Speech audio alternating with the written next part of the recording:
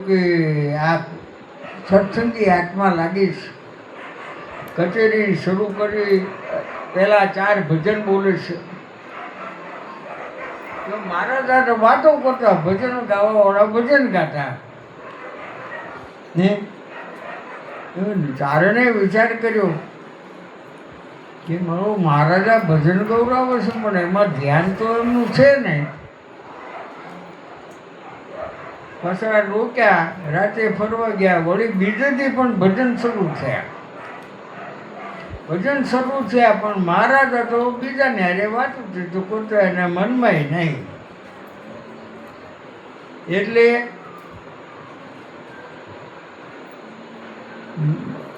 બીજેથી ફરવા ગયા.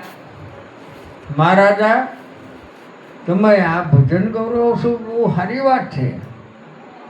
એ મોક્ષનો માર્ગ મળે એવું છે કે પણ મોક્ષ માર્ગ મારી સાંભળમાં પહેલો આવ્યો. મારે ને મોક્ષને શું લેવા દેવા? મારે જો 1500 તો રાણી અને મોટો રાજ છે, પૈસા બધો ખૂબ છે, મારું લશ્કર જોરદાર છે. મારે વળી મોક્ષની શું જરૂર? કે મહારાજા, તમે આના સીમાડા કાંઈ શેટા નથી. 105 ડિગ્રી તાપ આવ્યો હોય અને તમારે રાણીને બોલાવીને કહો કે મને 3 ડિગ્રી લઈ લે, તો લઈ શકે? ન લઈ શકે. તો તમારી ખજાનામાંથી બધા સોના રૂપા ને પૈસા લઈ ફરતા મૂકો તો ધાવ ઓછો ન થાય. તો આ બધાના સીમાડા શેટાનેથી મોક્ષનો માર્ગ પકડવો પડે. મહારાજા એ 4 કડીમાં તો ઘણું કહી જાય. જોકે પણ મારે જરૂર નથી બધી રીતે શું કે ના એવું નથી. તમે જે હાથી ઉપર બેઠો છો એ હાથી માણા થશે, તમારે હાથી થવું પડશે. અને એ માથે બેસશે ત્યારે આનો બદલો વળે. તમે શોખની ખાતર હરણને માર્યા છે, એ હરણ તમારે થવું પડશે. ઓલો બદલો લે ત્યારે છૂટકો થાય. હાલ્યા જતા ને કૂતરાને ફૂટી મારી હોય કારણ વગરની, તો આપણે કૂતરો થવું પડે અને ફૂટે ખાવ તે શું? મારે આવું બધું થવું પડે? હા, આમાં કોઈનું હાલે નહીં. કરેલા કર્મના બદલા દેવા પડે. તો ગઢવી મને મોક્ષ માર્ગ બતાવી દો. કે હું બતાવી એમ છું, પણ મારે ટાઈમ થતો નથી. એટલે બતાવે એવા છે મારવાડમાં લીલબાઈ, જયમાં રાઠોડના દીકરી. પણ કે મારે 1500, પણ કે એ કંઈ મોક્ષનો આ મોક્ષદાતા છે. કે પણ અમારે મારવાડને તો 7 પેઢીના વેર. એ દીકરી મને દે તો બીજી તમારી મરજી, મેં તો આ તમને બતાવ્યો. પણ મારે હવે મોક્ષ ઉપર રડશે નહીં. હવે મને આ ગમતું નથી. તમારી વાત બહુ સાચી છે, આ કરવું પડશે. એ તરફાટ ઉપડી ગયો. તો ઈળની ભમરી થાય પણ કઈ ઠણક મારા ભેગી પૂંછડી પર બેઠી થાય એને ગોટો વળી જાય, એનું કાંઈ વળે નહીં. હવે એમાં આપણા ભગવાન કોક તો એવો છે રત્નાભાઈ, એ બજાર આલે ઊભો રહેતો, આમાં તો કાંઈ સમજો તો એટલે ભલા એને દાવા દે. શું કામ તો નકામા માથાકૂટ કરે એવું કરે, મોઢે ફૂટી નીકળે. એ ગ્રાહક હોય ત્યાં ગાડી છોડાય, ગમે ત્યાં દેખાડા ન કરાય. તો કે જાઓ ગઢવી, ગમે ભોગે હું લીલબાઈ લાવી પાર કરીશ. અને બીજેથી તૈયાર કર્યું, લશ્કર રવાના કરી નાખ્યું. જયમલ રાઠોડને કહેવડાવ્યું કે લીલબાઈના મારે લગ્ન કરી દઉં, નહીતર મારી યારે લડાઈ કરો. લશ્કર નીકળી લઈને ગયેલા. સવારમાં બગડાટો બોલે, વાદા વાગે છે,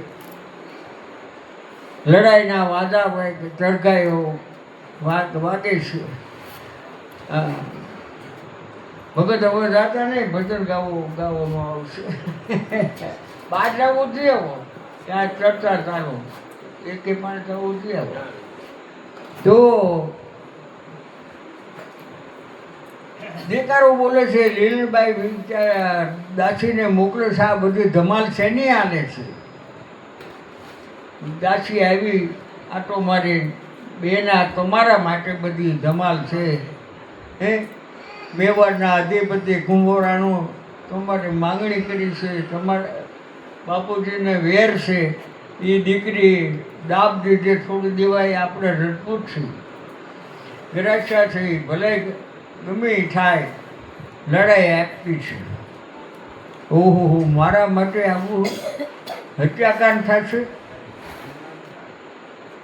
વિચાર કર્યો, અંતર્મુખ બન્યા, અવાજ આવ્યો, પોતે સોના રૂપાનું બેડું માથે લઈ અને કુંભારાણાના તંબુ પાસેથી નીકળ્યા. કુંભારાણા દાંતણ કરતા હતા, આ બેનને જાતા જોયા એટલે માણાને કીધું, જાને ઓલી બાઈ કોણ જાય છે? લીલબાઈ આવ્યા, એ કુંભારાણા, જેના માટે તે હજારો રજપૂતના ને માથા રેડી લોહી રેડીશ, કેટલા વિધવા બનશે, કેટલા અનાથ થશે, આ દેહ ખાતર. જેને માટે તમે આ માથાકૂટ આદરી છે, એ જ હું.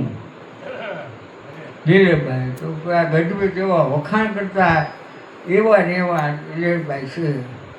તો ભાઈ મેં કોઈ બીજી ઈચ્છાથી નહીં, ભક્તિ માર્ગને માટે મારે તમારે લગ્ન કરવા છે. તો કે એ વહેલા તો આટલો બધો હું કામ માથાકૂટ કરી, તમારો નાળિયેર મારે હાથો જ ખપે.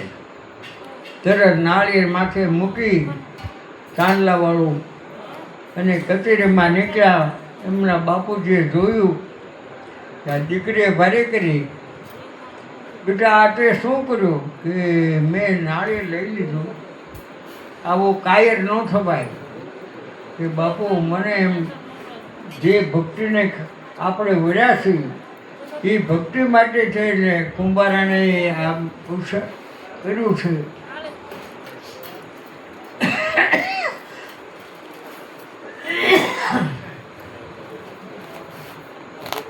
બાપુજી ખુશી થયા કે હવે શું કરવું? કે આપણે લશ્કરને તૈયાર કર્યું એના સામે આ કરી નાખો, અને જે કુંભારાના લશ્કર આવ્યું એ જાનૈયા કરી નાખો. હે, અને એ આખું પરિવર્તન થઈ ગયું.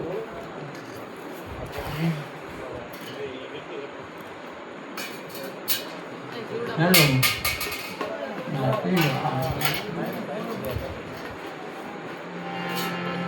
ભગવાન લગન સુધાર્યા છે લીલબાઈ.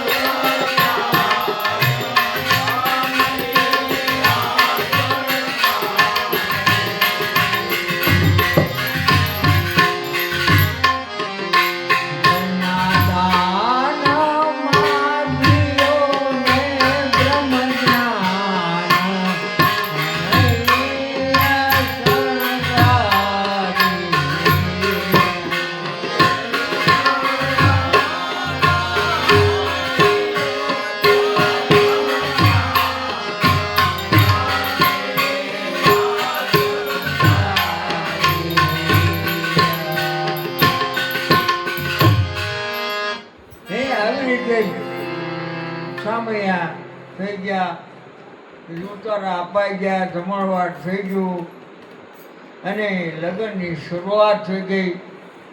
તો મંગળિયા 4 મંગળ વરદાણા, એમાં મંગળિયા ગાઈ હાલો.